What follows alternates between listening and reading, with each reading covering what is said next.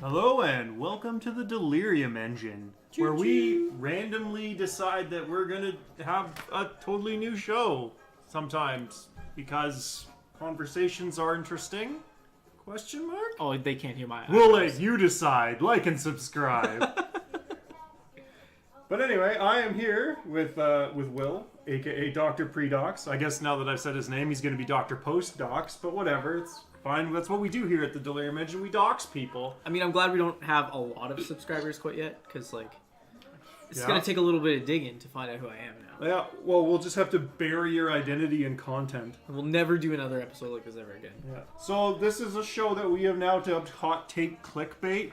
All right. So we're gonna give our hot take on this clickbait crap that we've been seeing on YouTube. Yay! Yay! I mean, So with what- your permission, we don't just blow our hot takes all over the place, you know? I do. What are you talking about? That's all I do. I asked for permission, you know? Like, it's a dangerous landscape. Please, madam, may I blow my hot take clickbait all over your face? And they're just like, whoa there, tiger. You watch yourself. Well, like, it's just It's words. like, I do watch myself. That's why we're recording this right now. They don't like that, though. I don't know why. It doesn't make sense to me. Women are weird. I don't pretend to understand. Anyway, when I'm talking about clickbait, I'm talking about whatever random crap that's going on, and it just happens that sometimes Will and I will have conversations. And he said that, hey, these conversations are interesting enough that we should probably record them. They'd make really entertaining podcasts. And I'm like, well, it just so happens that I do that. And he's like, I know. That's why I said it. And I've been I on said, your show before.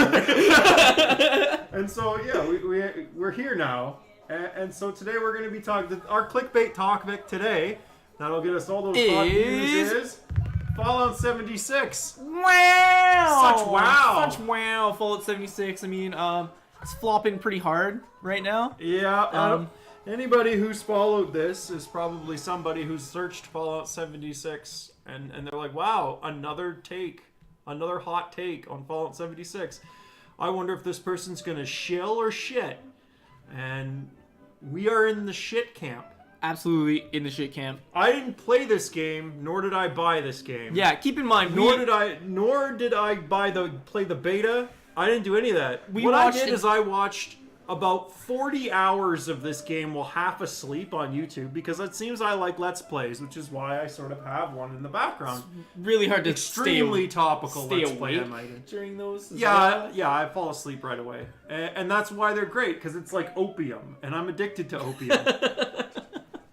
And Fallout 76 is so god-awful boring that I can just turn it on, and I can just fall asleep like a baby for like hours. It's beautiful. It's great. Oxhorn really does it for me. Mixelplix, it's great. Those two guys, beautiful. Beautiful. Check them out if you want. Kudos to them for being our point of reference for suffering all of this. it. Yeah, They're like the Christ child of Fallout. All right, if Bethesda should really make NPCs of those two guys. Like they should have Oxhorn, the like Brotherhood of Steel lore master, and you know Lord Mixelplix, like the super mutant that just likes better loot. To me, that'd be tops, because those guys are like, they're carrying that whole series. Anyway, so I guess like I was saying, the reviews are in and they're terrible. The game itself is boring. Like I'm not going to review the game, but I think we were starting a discussion about what Fallout kind of was and why Fallout 76 is such trash. Beyond, like, why is it good? Why is Fallout good at all? So why is it so good that they thought that they could get away with this this abortion of a video game? And it really is. Like, almost everything I've seen, it's like a glitchy hellhole. There's no new character, like, AIs. There's nothing that requires a good deal of time. Like, even the last boss, like the Scorch Beast Queen or whatever it is, you know, it's a dragon from Skyrim. And what the heck is that? Oh. So, but I think before we decided, like, at the spur of the moment to start recording this, I'm pretty sure that Will here, Dr. Predox, was telling me why he doesn't like post-apocalyptic or those kinds of games. Because I guess the topic or whatever could very well be, well, why don't you just go play something else then? It's true. But I find like Bethesda games are good. I put an ungodly amount of time into Skyrim, and I've tried to play Fallout, but I dislike the idea of a nuclear wasteland. I agree. There's science to prove that everything would be gone because it's unimaginative, and I find it's unoriginal. Like, there are two things that really make me mad in video game design, and that is barren wastelands of winter and barren wastelands of desert. Okay, so this is where I came in, and he was like, we should record this. So I came in responding to that saying, yeah, but Fallout is exceptional in that it took something boring, like a giant brown wasteland of gross, and made it interesting. And it did so by giving it that retro 1950s, Coca-Cola commercial feel. There's a reason why Nuka-Cola and all of that advertising stuff became popular. Because somehow intermixing this barren wasteland with like pop, bubbly, pop art, advertising, basically. And the music too. Well, all the music is all that 1950s music of various types, depending on the feel of the game. But the point of it is you've intermixed something so energetic with something so bland. Because you look at other nuclear Fallout games, like not necessarily Fallout, the franchise, but games that take place in a nuclear wasteland. It's all boring crap and zombies or whatever, ghouls, if you want to call them ghouls, is similar things, right? But a lot of it is just like really drab. And it's a byproduct of the genre, but Fallout sort of created a vibrant setting by just intermixing something that's just completely the opposite. And so you go, wow, this otherwise boring setting is now super interesting because it's got all this weird stuff in it. And Fallout 1, it didn't have that in spades, but it had it enough that people were interested, and it stayed interesting. And then couple that with Fallout 1's like its sense of its gameness, I guess I would say. Where there's a time limit, and I know people crapped on the time limit a lot when they play it, but I think it's one of the best parts of the game is the time limit because it gives you a sense of urgency, and also the fact that it is a game that you can lose. Like, start a new character, we're playing a new session, you're going to go through the Fallout 1 module again. It's not perfect, but the game is what, like 20 years old now or something, 25 years or something ridiculous. Like, it's not a new game. It's changed genres completely now. It's something that used to be kind of like Diablo. Well, it hasn't. No, it's a first-person exploration, right? Looking at the history of Fallout, I've noticed that it has traveled. It's trying to escape the VAT system. Like VATS and special, because Fallout 1 was basically a tabletop role-playing game. So that's like that sniping mode, right? Yeah. For our viewers that don't really know. Yeah, and you. And me. I know what the VAT system is. Like, I've played enough Fallout to kind of know how it works. I suspect that anybody who's so desperate for Fallout 76 commentary that they're clicking on our humble video, I think they know what the VAT system is. Yeah. Right? Yeah, you're right. All right. And if not, they can look it up.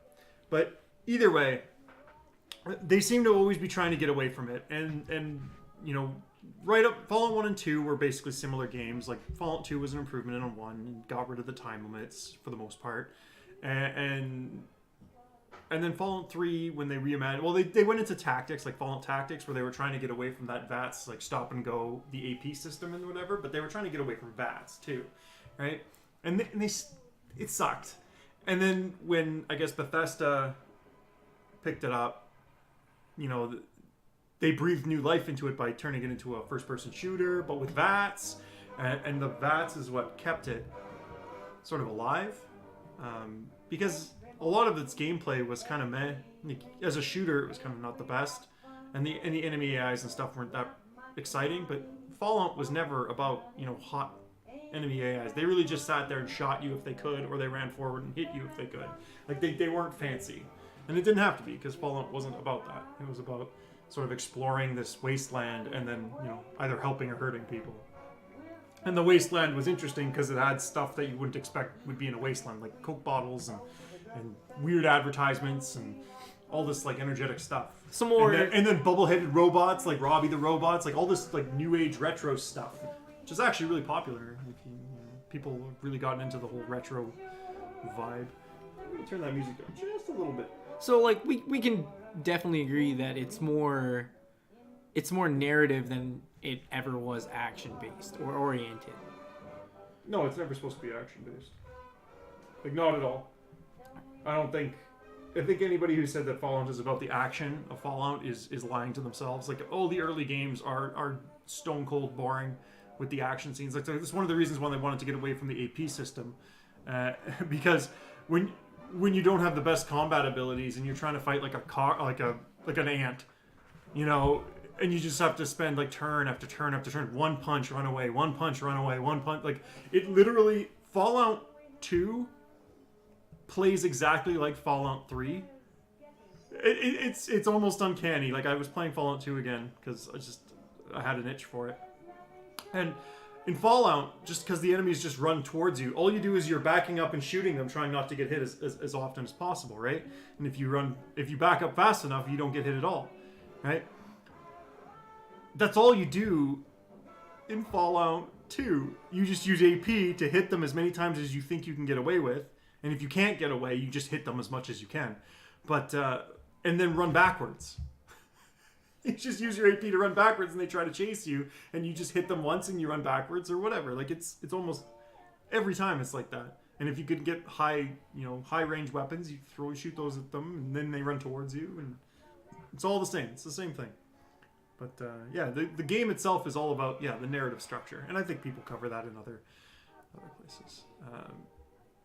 But yeah, it's, to me, Fallout is that mix of the retro stuff, you're not seeing high tech shit. You're seeing all this old tech crap, like this stuff that people thought was gonna be what high tech looked like in like the 1940s or 1930s, like all of that stuff. Lost in Space Monsters. Like I think what is it, like the brain bots or whatever? They're just like brains in jars. Yeah, like the Futurama aesthetic, basically. Oh yeah, Futurama does something similar. Oh yeah, they borrow heavily from it. From that kind of aesthetic, yeah. It's like yeah, and I don't know.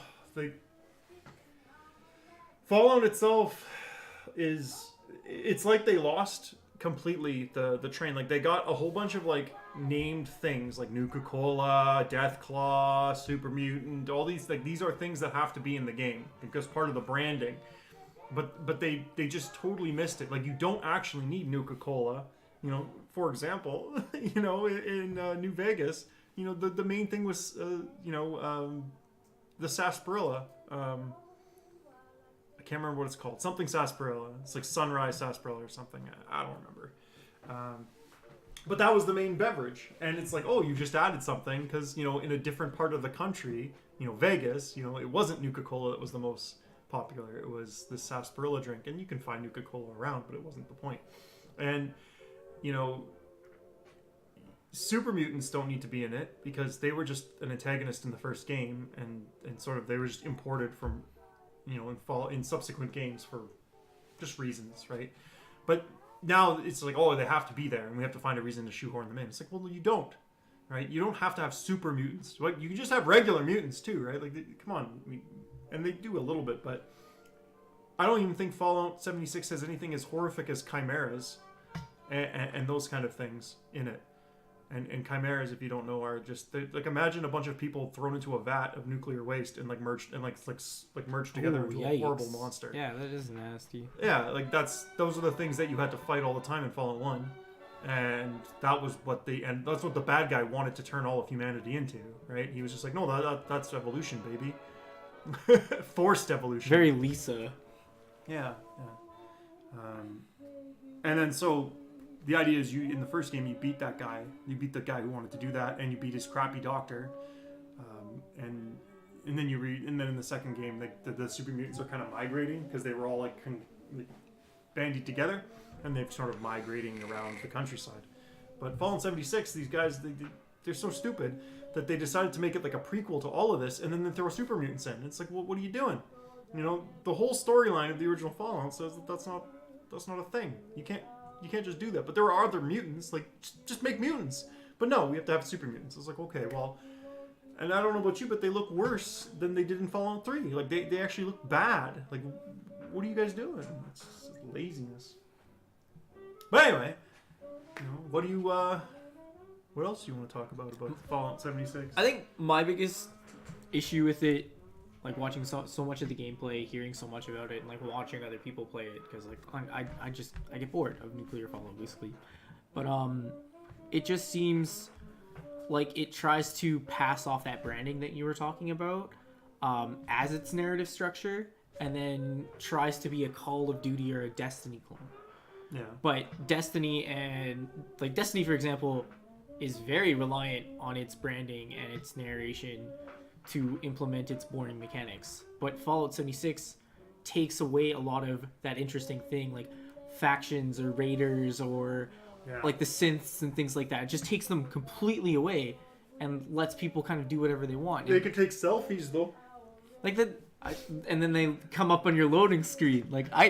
There's cool little touches and like little flourishes, but it just, the Fallout experience is like you said, it's not action. It's narrative and that world building. Like, it doesn't necessarily have to be the branding from like 3, 4, 1, or 2, but well, you gotta add to the world. Yeah, it's you can add to the world. Like, and they have just so we can make it somewhat constructive and not just shit on this game, and it deserves piles of shit. And it is getting it's a lot a manure of it. factory, 100%. But incomplete mess. There are some concepts that they added to the game that they really dropped the ball with. Like, well, what is this scorched plague, right?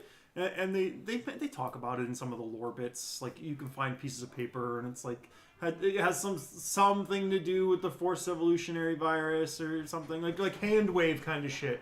And that, you know, because they use the word FEV, that means that super mutants can exist now. That branding is narration. Yeah. So now we can have all the things that shouldn't even be there because reasons. But they were onto something with this, like, Scorched Plague. Like, that was the new content. Like, that alone was new content. So what is it? You know, all of, you know, the setting, wherever it's taking place. I can't remember where it is now. It's just completely evaporated from my head. Anyway, the whole point of that area is it's basically overrun with this plague, right? This Scorched Plague that seems to take over things and either control them or recreate them. I'm not 100% sure. I haven't deep delved the lore, right? But it seems that you could have had this thing be a center point of Fallout 76. Like, you could have had, like, you emerge from the vault to find a world like covered in little crystals. You know, it might look nice, but it's all been ruined. Or even not. Like, I don't understand what their artistic design choices were. Like, when they showed off, like, you look at every Fallout game, that's every single one. Straight up, you know, Fallout 1 right through to New Vegas. And Fallout 4 to a lesser extent, but, you know, people have complaints about that game too. You know, there's no giant forests full of trees. Why is all of Fallout 76 basically a beautiful forest?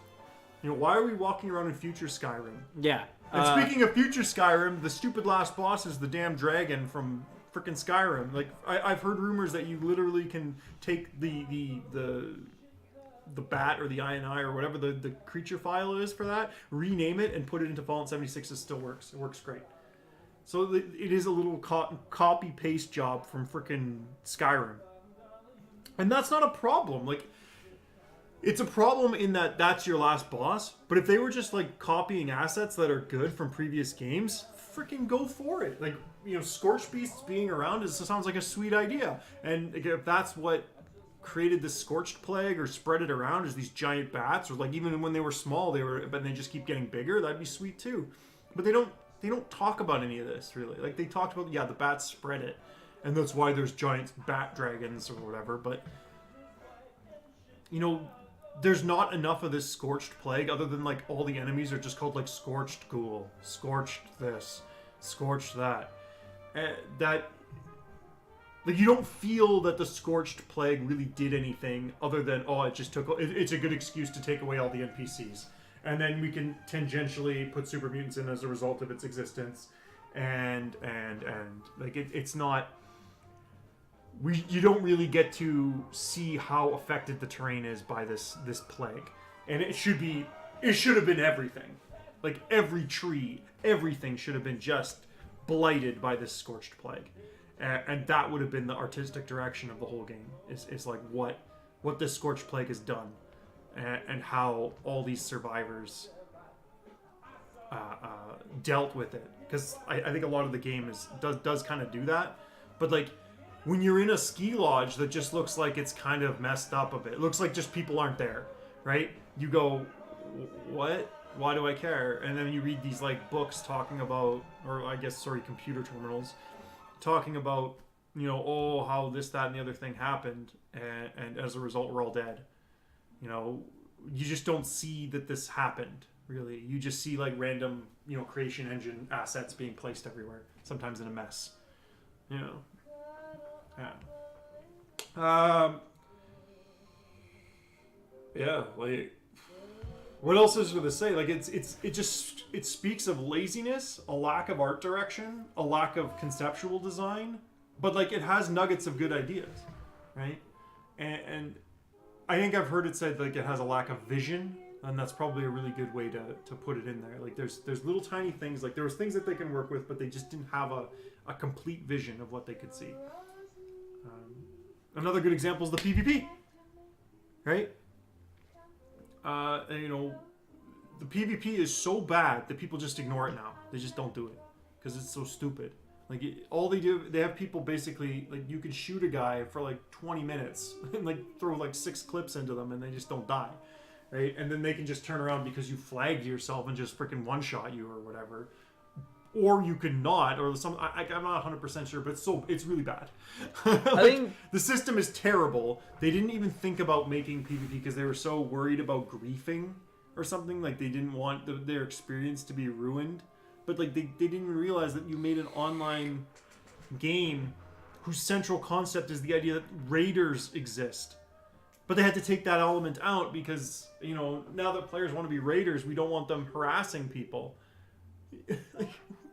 Like, someone missed the boat on this completely. You know, what's the first thing you think of doing when you want to be a bad guy in freaking Fallout? You go, I want to be a raider. I want to put on that goofy raid gear, get all my boys together, and start raiding people. Yeah, messing people like right up, right? Yeah, I think Fallout. Do it. Fallout 76 speaks to, for me, it speaks to a deeper problem within video games right now, and it's almost like this return to the like 80s arcade coin op, except the coin op machine exists in your house and you can choose to opt into it or not. Like, Fallout 76 to me feels like a really big loot box. Like, it's this thing where Bethesda's been releasing Skyrim for like what, 6-7 years now, just re-releasing it like some fucking hungry mad dog. Where I find that even as a developer, if you're going to do that, you're losing your teeth, or you're like grinding it off on something and not getting better at designing games. You can pretty much get all of the stuff that they released, like all the Skyrim Director's Cut re-release stuff, with the exception of maybe a couple of things, like Homestead or whatever in Skyrim. Like, most of that shit you could just grab from mods. Like, if you found really good mod directors in Nexus and things like that, it's like you could probably get most of that. And this was a problem with the Dark Souls re-release too, like the remaster. I'm using finger quotations, of course you can't see, but a huge problem with that is there were huge glaring issues with Dark Souls when it came out, especially the PC re-release, where there's one man who's very famous for releasing this giant patch and fixing it on day one, and like the company went and was like, oh yeah, thank you, like that's amazing. But the Dark Souls remaster, like, Dark Souls is famous for having the second half feel like it's not completed. There are areas where it's just copy-pasted monsters. Like, there's no variation whatsoever. It's very rushed. And when they return to it, they just let it slide, like glitches and all, and they re-released it. And what it feels like is this stupid cash grab from software, whoever's publishing it, as a loot box with no work whatsoever. Mm-hmm. And like, this is even seeping into Blizzard, for example, with their Diablo mobile release, even though like it's this, you know, there's politics between Activision and Blizzard, that I don't know enough to speak about, but the gist of it is it's reskins of Activision's games that have been ripping off Diablo to add loot boxes and sell those kinds of things, like sell the microtransactions. And for the AAA industry, I find it's a huge kick in the balls for players now, because we know what bad games are. Like we've been growing up coming out of that generation where Nintendo saved the market by producing quality games, not quantity games. And the evil seal of quality, those fascist pigs. Yeah. The evil Nintendo official seal of approval. Of quality. Yeah, they put that in place because toy stores literally wouldn't accept games. They would be like, oh, you want to sell video games in a toy store? Get out of here. Like, just, no. They don't sell, so we're not going to buy them. Nintendo had to literally give away Nintendos to toy stores in order for them to sell them, and then you could pay Nintendo back. And then when Nintendo got really popular, they changed the deal, you know. But people often forget it was Nintendo that dragged the video game industry back kicking and screaming, and then everyone shit on them for their for that Nintendo seal of quality, and then in many ways rightly so. But then what's the first thing that happened? You know, once Nintendo stopped being king of the industry, you know, the quality just started driving down the hill. Like you saw it. I remember back in PlayStation 1 days, it was just like there was just freaking vaporware just dumped onto the thing, and then onto the PlayStation. The PlayStation 2 suffered similar fate, and like the Xbox, I don't think really had that problem as much, but like it doesn't matter. The point is like it started happening, and then now that we're in the era of like microtransactions and trying to rope the biggest whales, you know, I don't understand. Like it's obvious that they're trying to rope whales, people with low impulse control with more money than they have sense. Because if they were trying to attack the regular consumer, and you can see it in Fallout 76 just to keep it topical, but in everyone, even the most like basic bitch, horrible, lazy games, like if you've ever played this one called Infestation: The New Z, what a piece of crap, all right? But like Fallout 76 is the same game. This is how bad it is. Infestation: The New Z is just as good as Fallout 76. Like this is, it's brutal, but it's true. You have, you know, Fallout 76 is a little bit more polished because they used the creation engine and it wasn't hand done by an indie developer. But at the end of the day, they're both the same. You run around killing zombies or whatever the hell in Fallout you're killing, right? You loot some stuff sometimes, and you can get microtransactions from their marketplace, and they're way overpriced. Like in Fallout, I think you could get like a bomber jacket or something stupid for like $18, like American, $18. That's ridiculous. How stupid is that? Yeah. Right? But likewise, in Infestation: The New Z, you can pay I think it's like $15 for a loot box. One singular loot box, a chance at getting one skin of like 12. Yeah. And there are rare ones and uncommon ones. Like this isn't like you're buying a specific thing. But that's in there. And people buy it because low impulse control. And just, I always think to myself, you know, every time I look at these loot boxes, I think, man, this free-to-play game. Oh, that's another thing. Infestation: A New Z is actually a better game because I didn't have to pay $60 to play it. All right? So I can excuse everything that is a piece of shit about that game. Because, and Fallout should have come out, like 76 should have come out as a free-to-play game. On Steam, on all the consoles, just download this game and play it away. Enjoy yourself. And then we'll slowly patch it. And they could have used it as an R&D department. It's a free-to-play game. They don't give a shit. Yeah. If it was free, this game would have been the game of the year.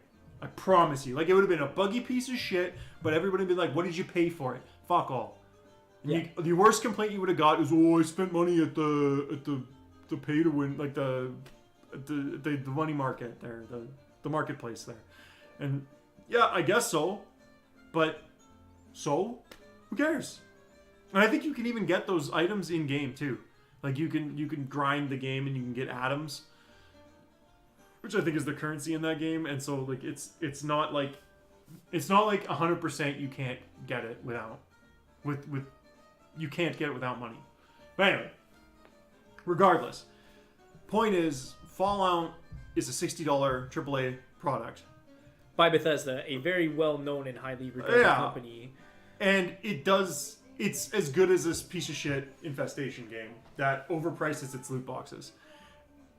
And I think what I was trying to touch on before I lost my train of thought, which I do often, was that I don't understand why these microtransactions and loot boxes and stuff aren't just cheap. Like, you literally have to buy their currency. So why can't you just value, like, a face skin? Like, instead of $2.50 for a face skin asset, like a tattoo asset that existed in Fallout 4, that they literally just took out of the game and then put a price tag on it for Fallout 76, but you could get in Fallout 4 for free. Instead of doing that, why don't you just make it one?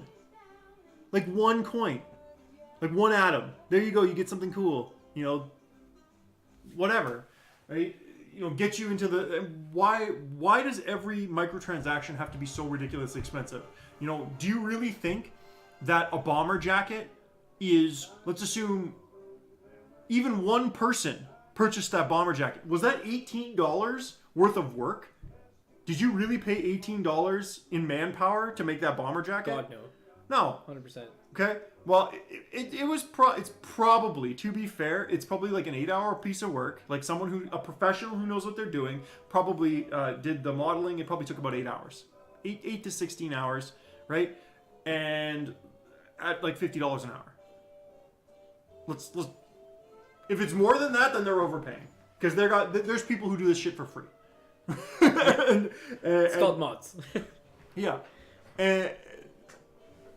And so, like, you know, we'll say 10 hours, $50, it's $500. All right?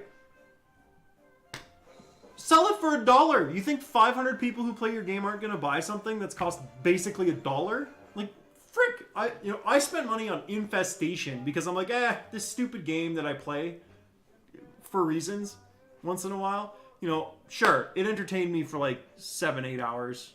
You know, what is a movie? What's a movie at the cinema cost? Yeah. You know, whatever. I'll throw $6 at this game. Support them. It's a piece of crap, but whatever. You know, it entertained me. Enjoy. You know, YouTube, super chats. People pay hundreds of dollars sometimes just to put a little piece of text up. Yeah. You know? Maybe get a mention. It's because they've been entertained sufficiently that they're like, yeah, I'll throw $100 at this. I don't care. So do you really think that you know, people wouldn't just, you know, if something was cheap, they wouldn't buy it? You know, there are people who, if you produce a lot of content for cheap, they'll buy it all. Like, why don't you just try to rope the whales with quantity over lack of quality, over just price? You know, at the end of the day, all this stuff is worthless. Like, every microtransaction, all those skins, it's all garbage. As soon as that, like, I feel sorry for anybody who spent money on Fallout 76, because that game's going to be dead in a year. Dead. You know, unless they pull their butts out of the fire, make a huge patch, like, pull a Final Fantasy 14 style, like, we literally and figuratively destroyed the world. We're so sorry about this. Have some free stuff. You know, we're going to rewrite everything, and then we're going to, like, turn the rewrite into the canon, and, like, you know, we're just going to turn it into a giant nostalgia trip. You know, I know people who play that game, they love it. But unless they do something magical like that, and they won't. They don't give a shit. You know, you're gonna get you're gonna get all these people who've paid their money for nothing. It's this year's literally nothing. No Man's Sky. Yeah, actually, but No Man's Sky turned its shit around. Well, it tried. It's the damage was on. Yeah, but supposedly now it's actually a pretty okay game. Yeah. Like, it's decent. I bought it day one, so, like, I'm still salty. Well, yeah, but yeah. I bet you if you went and played it now, it'd probably be okay. Yeah, apparently now it's very close to the experience that they were advertising. Yes. And this one, yeah, I think a lot of what people really dislike is they freaking lied. You know, they're just like, here, check this out. This all just works, and none of it works. It's all crap. Yeah. Like, it's, you know, it's the creation engine and unchanged, with like some lighting effects stuff that they put in that doesn't work. They didn't even release it for PC. They released it for console because I guess they thought that would be easier. Like, so like they can just like, but it doesn't. It works like dog shit on these consoles. It's glitchy as hell. It doesn't work on PC properly. And you can't get it on Steam. Like, what? No, this is just the AAA thing now. Like, Yeah, but I think it's just gonna die. Like you were sort of nailing it on the head with the whole death of it, like paralleling it to like Atari and the death of the gaming industry. I think these Goliaths are gonna fall down real hard, and the indies are gonna start eating them up. it's all built on this structure of sand that's made of microtransactions and loot boxes and like just general disrespect of your customer base. That's cashing in on the goodwill of the customer. Yeah, You know, it's gonna run out though. Blizzard Immortal isn't, or not Blizzard, Diablo Immortal. God, I feel, hello fellow children. Ooh. I like the video game too. Yeah. But anyway, Diablo Immortal was it's exactly the same idea, where except the poor bastards who bought BlizzCon tickets, right? And they advertise those BlizzCon tickets on every single Blizzard game. Like, you load up a Blizzard game, the launcher shows up, it's like, buy BlizzCon tickets. Oh, all over Hearthstone, that's for sure. Oh yeah, all sorts of crap like that. And so you pay your $70, you get your airfare. So people are about $350 in the tank, right, to go to this event to get an advertisement, because Blizzard is literally charging you to get their ads. And they're like, here's an advertisement for a game that nobody wants. Except for maybe people in China, because I think that's what their like survey thing said, that the Chinese market really wanted a mobile Diablo game. But like, nobody in BlizzCon in the US wanted this product ever. Like, let's assume it's going to do great in China. I hope it does. I hope it does fantastic in China. All the best success to them. Will it do great? Probably not. Because mobile games aren't AAA titles. No. People pay $1 for mobile games. There's a reason why microtransactions became a thing in mobile. Well, it's based on shovelware, that it's copying things that were ripping off the Diablo formula in the first place that are already existent on the mobile marketplace. They copied that one game that was like a year old. I don't know what it's called. They had the guy that walked up and asked if it was a badly timed April Fool's joke. Yeah, I'm sorry. That guy's a mad lad. Yeah. Like, mad lad, but like people cheered. They didn't like it, and it's just this environment. Don't you have a cell phone? Yeah, don't you have a cell phone? What in your, like, if somebody walked up to your cash register and didn't have, like, just paid in cash, would you reject their payment because they didn't have a debit card? Well, everybody's got a debit card. Yeah, but it's fucking stupid, right? Because in the end, it's just money. But why are you taking advantage of these people that have been waiting 4 years? Yeah, we don't accept for a new $5 game. bills. Yeah. Like, what, you don't have tens? You're not rich enough to have tens? Excuse me, I would pay $100 for your special edition Diablo. Well, I'm sorry, we don't have hundreds in our tills. How about $5 in microtransactions for this game that you can play on your phone? It's stupid, and it's just disrespect. You're probably gonna have to pay for it in advance. It's probably gonna be like a $20 title. Oh, absolutely. Along with every other Final Fantasy remaster on mobile markets. I don't know. We'll see how it ends up, but yeah. So, in conclusion, I think. Okay. This is like Fallout 76 is just a really big cancerous tumor on what I think is the resurgence of this like Atari style crisis that people are just gonna fucking flip out about eventually. Yeah, it's the straw that broke the camel's back. Fallout itself, I don't think the franchise is dead. I think if they made a good Fallout game, it would. They released Fallout 5 with the same I think style. Diablo is probably dead. Like they've shit on their customers too many times, and it's over. Fallout 4, a lot of people complained about it. A lot of people liked it though, so I think it survived. And 76 is the hey, get your shit together. Yeah. It's bad. it's super bad, and it's sad because you literally have this blank slate with like any piece of terrain. Like, you can go to any state in the United States, right? And you just build a whole new storyline almost for Fallout, because Fallout really only takes place in like California and Vegas. And so if the further you in Washington, they get to Washington. West Virginia. Well, yeah, I was in West Virginia. Yeah, West Virginia. Yeah, Washington and West Virginia. But so still, like, the entire East Coast is still open. Yeah. Like the center states, like make one in Canada if you're really into the winter wasteland aesthetic. What's or going on in like, Europe, Russia, China, Yeah. Japan, Africa? Like, why can't you? But even still, even if you just stick with the U.S., because that's the thing, you can go at the entire West Coast. What's going on there? Once again, in West Virginia, scorched plague. Well, that's not in any of the other parts of Fallout. Well, great. That's new content. Like that's a new thing that arose as a result of these nuclear apocalypses that create mutants and all sorts of crazy stuff, right? All this like 1950s style fear of the nuclear weapon, and you can explore. You can take that idea of a scorched plague and take it to its logical extreme. So why is West Virginia such a shithole? Because that's all these games are. It's like, why is this a shithole? What's going on here? So California's problem, like the where it eventually became the UCAS and started becoming very prosperous by New Vegas, the problem was super mutants. And there were cults to these super mutants that like would bring you enlightenment by turning you into a mutant using the forced evolution virus, right? And the sequel to that was just an expansion. It's like, okay, post the master, humans are starting to get control of everything again. What's been going on? OPS, the government's back. How does the universe, believe? How does the universe accept, a well-funded and technologically advanced organization that may just not have the numbers? Oh yeah, PS, they don't like mutants, and PS, everybody else is a mutant. They're the only ones who aren't. Them and Vault Dwellers. And they literally want to exterminate every freaking person on the planet and replace it with them.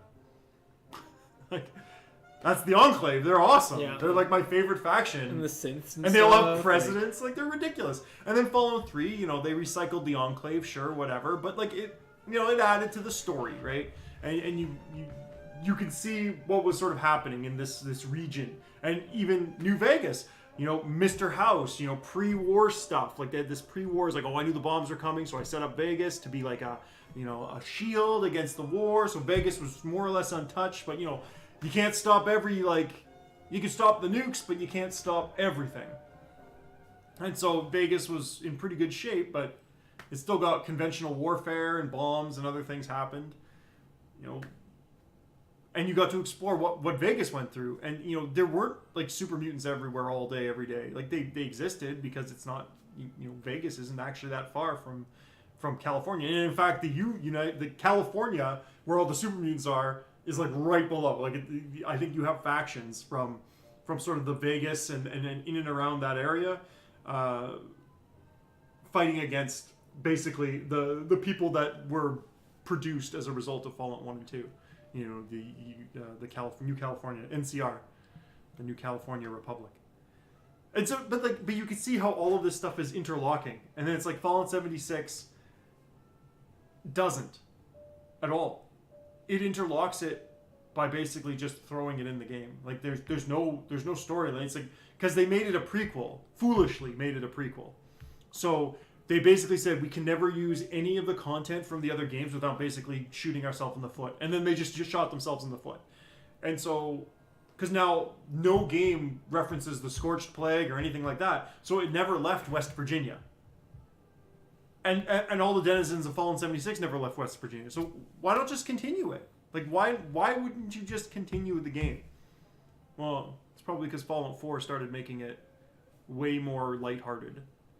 Like, maybe that's a bad trend with the Fallout games, but probably one of the reasons why people didn't like Fallout 4 as much too. Like, I haven't looked into it, but it seems a lot more lighthearted than the other ones are. And there's like all this construction and crafting and nice and more bigger human settlements and people making new settlements, and it's all about humanity has now taken control of this blighted wasteland, and that direction is bad.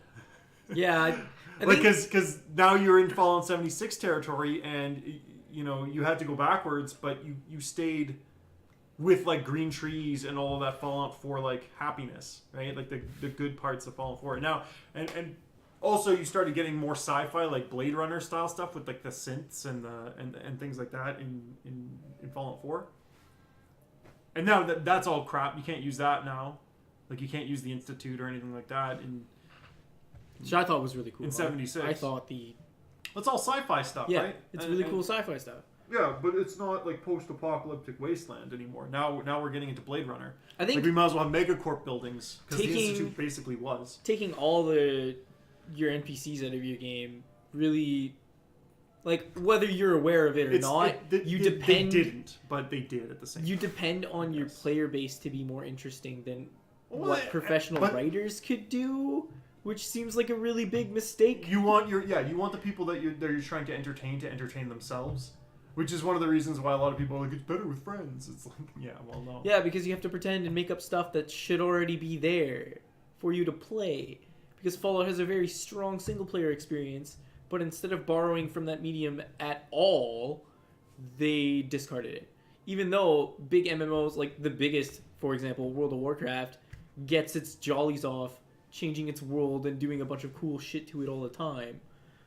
Like, there's a big fucking scar on it. I think World of Warcraft It was is doing hit really with a badly, sword. Well, yeah, like, it has its own problems, but like the point I want to prove is supposedly they don't show sub rates anymore. they're It's just- trying to be narrative focused, and they do get some success from it, but it's also bogged down by MMO conventions and mechanics that are not perfect. If the Fallen 76 team was really thinking about it, just to totally change the subject. If they like, I think I mentioned it last time we were having a conversation about Fallen 76. Yeah. But they should have made it so that the players could basically become raiders. Yeah, like we were they, talking like the about players this. could sort of be the NPCs. Like instead of just having whatever non-system they had there, which was like, oh, we don't want people harassing other people, so we're just gonna make it so nobody does any damage ever. You could make it so that you cap the damage at a certain percentage. Like let's say that you can only do 6% of their max health, or whatever you sort of like presumably in these games and like the Fallout games, there's a sort of idea of how much damage like an enemy of equivalent level sort of does to you. Like generally speaking, it's like, oh well, if you're fighting like a dude and he's gonna shoot you, he probably shoots you 10 times before you die. Like you only get 10 shots, right?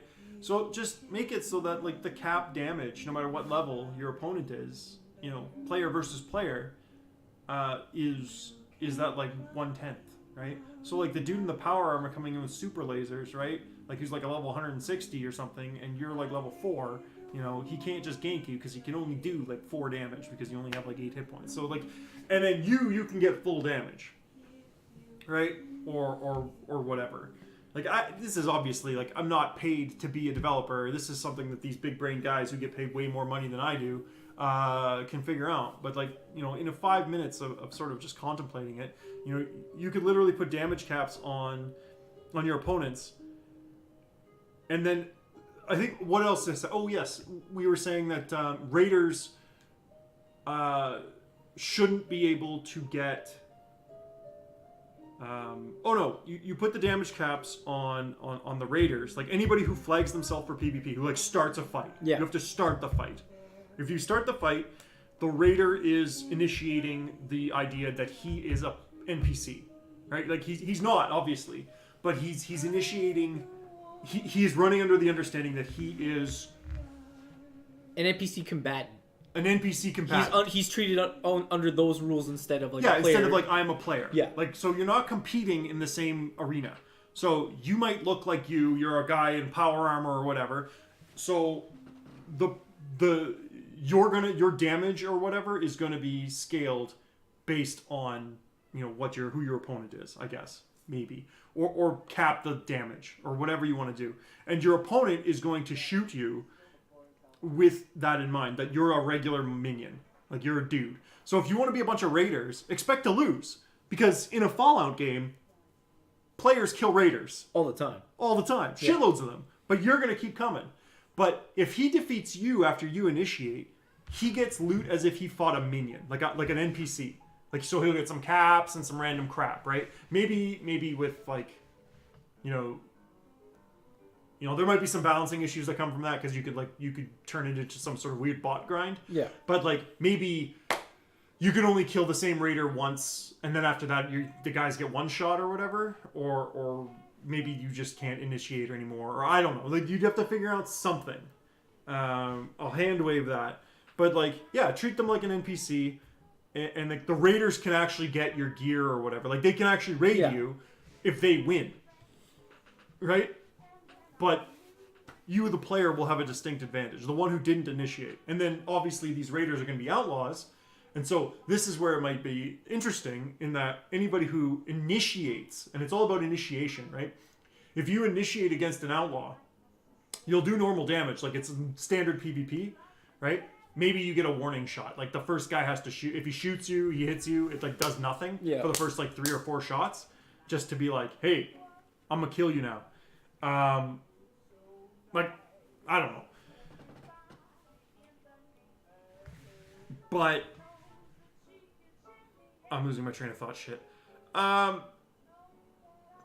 Yeah, the 2 players, like if you initiate against an outlaw or whatever, or somebody who like, it might just be standard PvP. Like you can both get normal loot or whatever.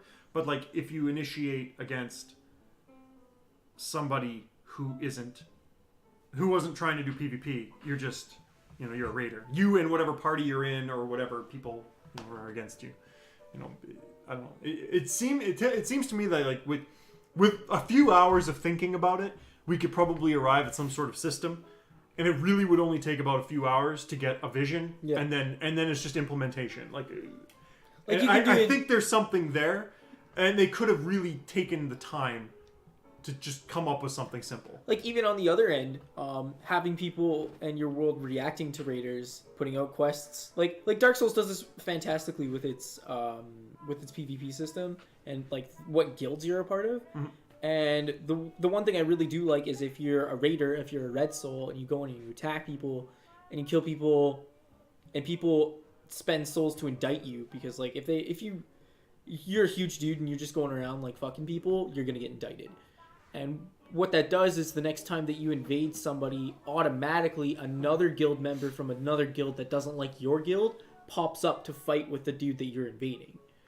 So it's really cool to have people like give players incentives to react to each other. Yeah. Like raiders can't be like, like I could see, Bethesda was worried about, oh, well, we don't want bullies or anything like that. It's like, we'll make incentives for people to kill the bullies. Hey, raider territory is getting real big around here. You should cut it down, and we'll give you some stuff that is in our marketplace for making the game more interesting. Revenge caps or whatever, right? Like if a bunch of raiders kill you, if you come back and take down every raider you take down, you get like twice as much back, like as they tick. So like, hunting them down becomes a thing, or whatever. Like I said, we're spit shooting these ideas, and we're idiots. We're just plebs. Yeah, like we're not getting paid for big brained ideas. Like we're just throwing random hot takes out there, and I feel like we just that most basic bitch level of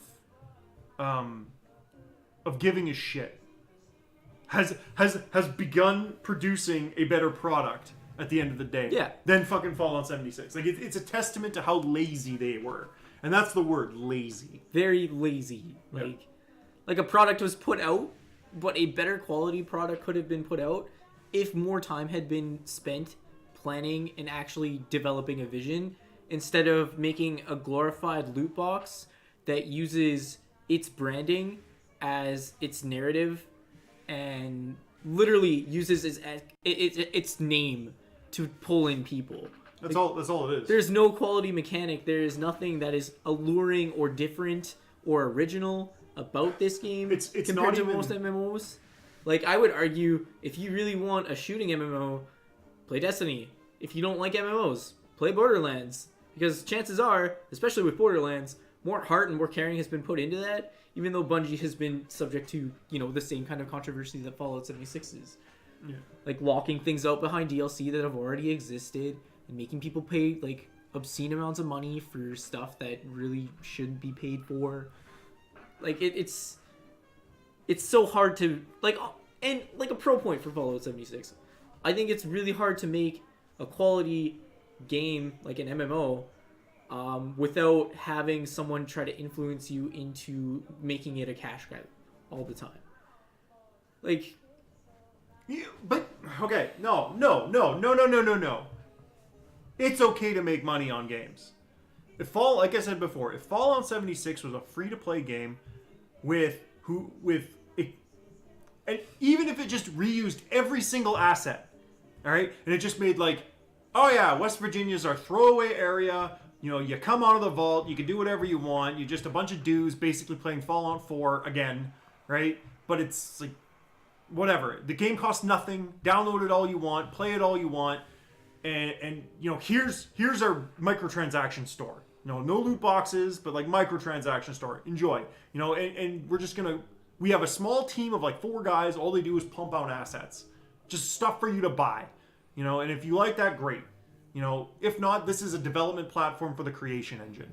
And then just pump out like use expansions. it as R&D and just pump out DLC and also their garbage on that and like whatever. Oh, the doctor is back, and now like there's a better formula for the superhuman stuff, and like whatever. Shit's It doesn't matter. Like, yeah, exactly. I agree. Like that would be a much if this game was free, system. nobody would care. But it's not. It's a $60 fucking game. You know, so, like as I say, a $60 AAA experience, and it isn't. It's trash.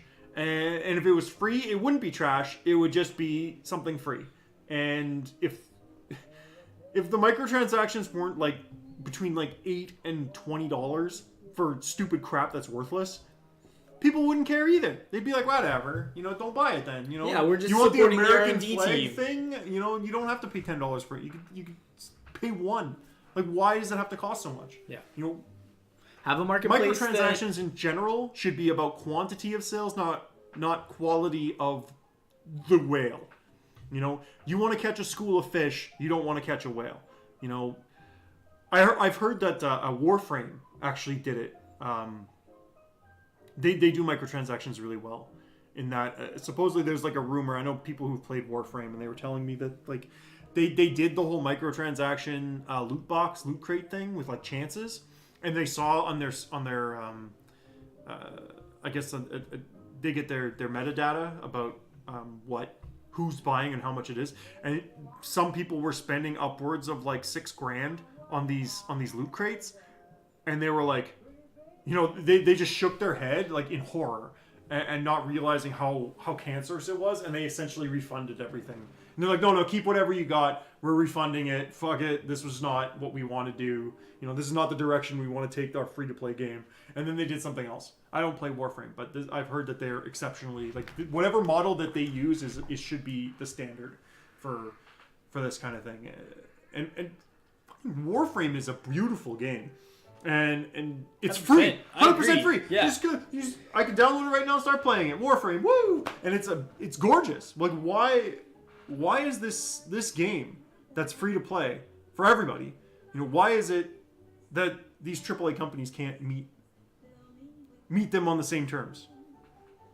I don't know. So we're about an hour in. Is there anything that we really want to say other than like it sounds like I ranted pretty much like for half an hour to 45 minutes on this, but this was really impromptu. This was literally us in a garage about to like talk about stuff, and you're like, stop, we gotta record it. Yeah, I was like, stop, get a microphone. This is content now. This isn't just, you know, us talking anymore. Like, yeah, I think the microtransaction thing just puts all developers, like, it puts the entire industry in this, like, an entire box, and it really influences the kind of products that we've been getting, like all of these remasters. Like we've had in the past 10 years, like we've had remasters like crazy. Like all 3 Crash Bandicoot games have been remastered. Spyro, Dark Souls, like games that were on the last generation are still getting remastered, and it's these stupid cash grabs that make me think of like that again, like the 80s Crash or like the arcade systems where, okay, now we've realized we can extract more than just fucking quarters now because people trust us. And like Fallout 76 for me, like aside from, you know, trying to make a point about the gameplay and stuff, not really knowing too much about it, is just like the tumor of it. Like this is, people are really starting to notice, like, oh my god, this has become just a fucking blight, and it's disgusting. And now like where are my good games going? Well, they exist. Supposedly Red Dead's really quite decent. Like, good games exist, and like there's if you like classic Fallout, supposedly Wasteland is really good. and it's not quite the same feel, but I was looking at it. It's by Microsoft, I think, owns it now, and the guy who worked on the original Fallout just basically was doing it. I've heard. Like, I'm not 100%. If I'm wrong, tell me in the comments. If you're commenting, if you're commenting, or you've stayed with us for this entire hour, this whole 59 minutes and 12 seconds. Like, but yeah, I don't know. Yeah. Like, if I had to give like some very quick direction to Bethesda, who's not listening, but maybe they will one day, when I'm rich and famous and powerful, and they're like, wow, what are the words of wisdom that Guru Bryant has said about Fallout 76 20 years ago? Whatever. I would say, make that game free to play. And this would go for anybody. Anybody who's trying to think of a similar scheme. If you put a microtransaction store in your game, if you're a service game, I think is the buzzword, you don't get people to pay for that. If people are paying for your game, you have to produce content. Like, you have to have given them content in advance. Not a sandbox. Sandboxes are free. All right? Every indie developer produces sandboxes for nothing. All right? If you're going to have microtransactions, you want to attract as many individual transactions as possible. I know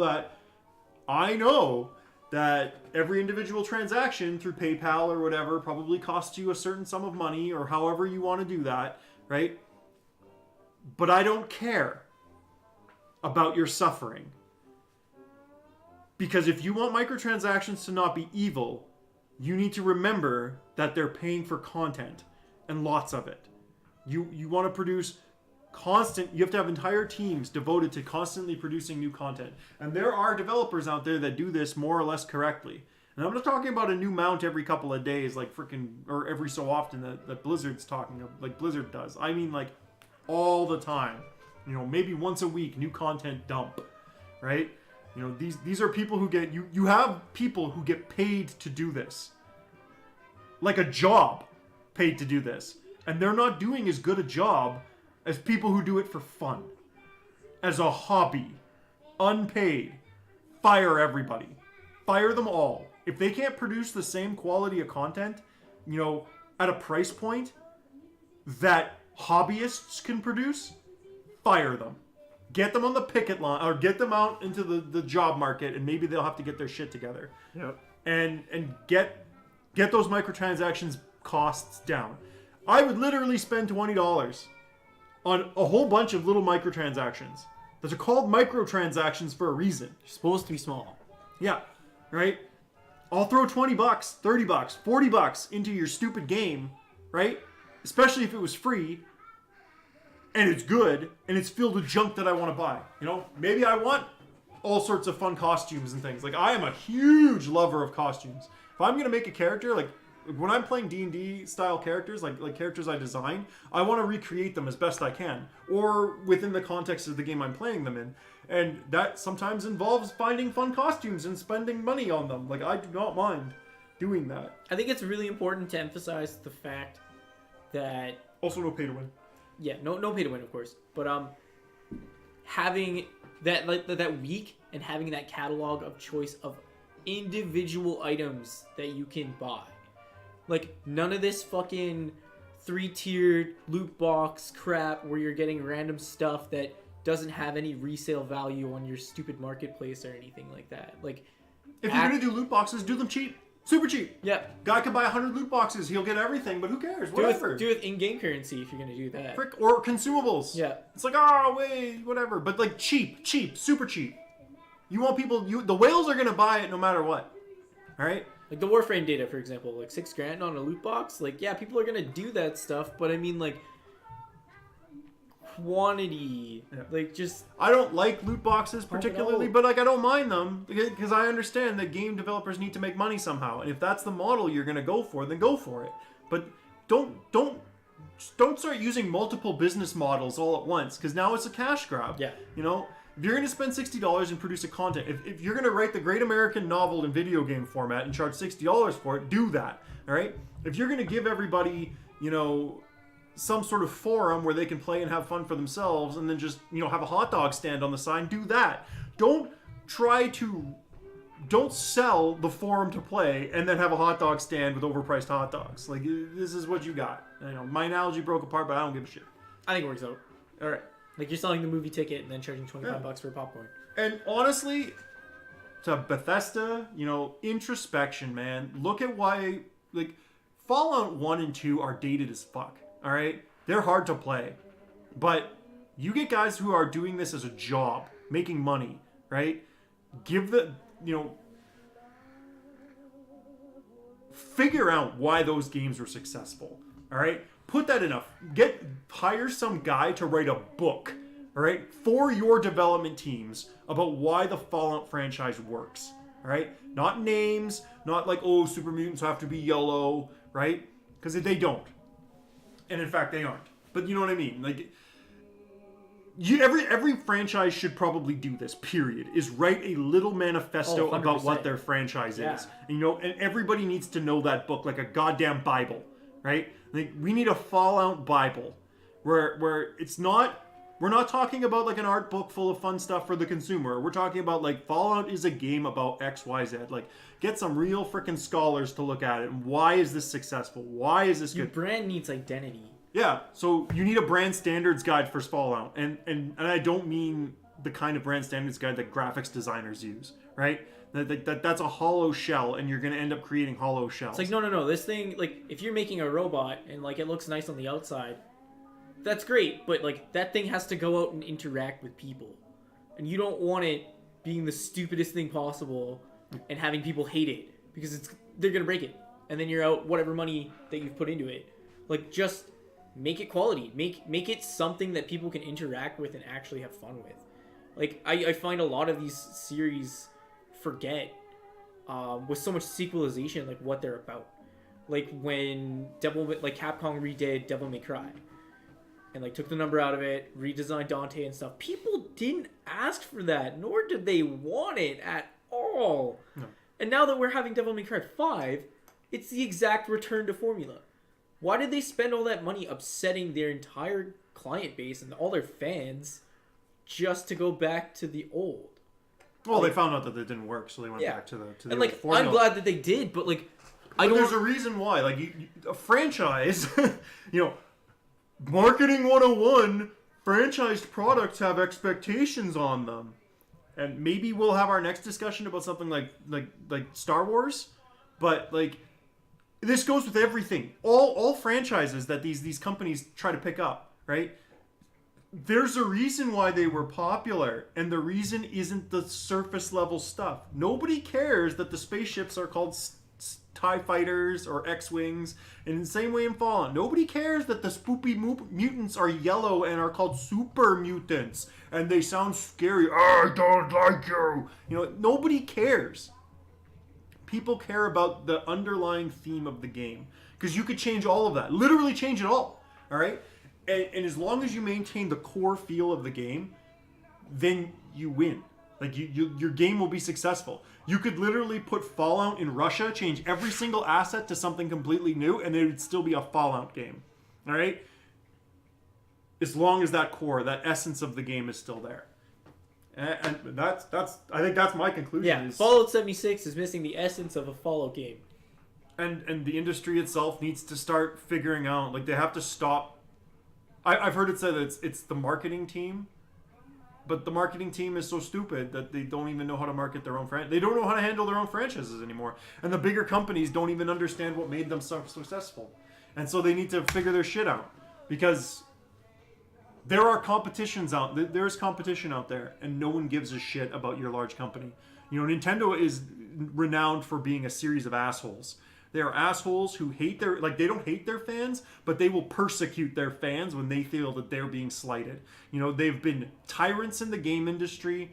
They have gone their own way, basically told the entire industry, including like fans, to just take a hike, and they don't give a shit. But you know what? At the end of the day, everybody hates Nintendo, but they love them too, because they always produce a fucking good game, right? Sometimes they fail, sometimes they fall flat on their face, it's true. Skyward Sword. Yeah, what a piece of shit. Oh, God. Yeah, Skyward Sword's... Yeah, it was Skyward really Sword was horrible. But, like, even Skyward Sword, people were like, they still liked it. And it was shit.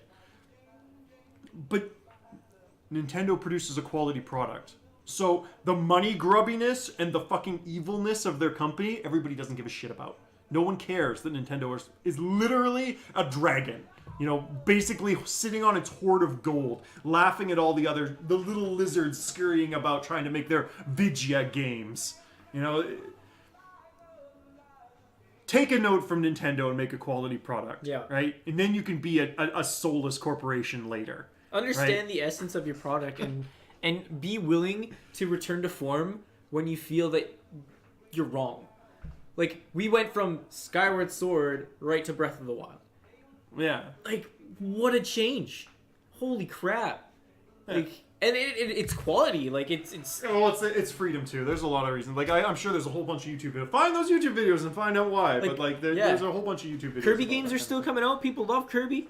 Like, you love Kirby. I love Kirby. Kirby's amazing. All right, we're starting to get off track. But here. yeah. All right, well, if you guys like the video, great. We might do more of these. I don't think they're going to be on any specific schedule. They might be. It depends. This actually all depends on Dr. Postdocs here. Dr. Postdocs. Lord Will.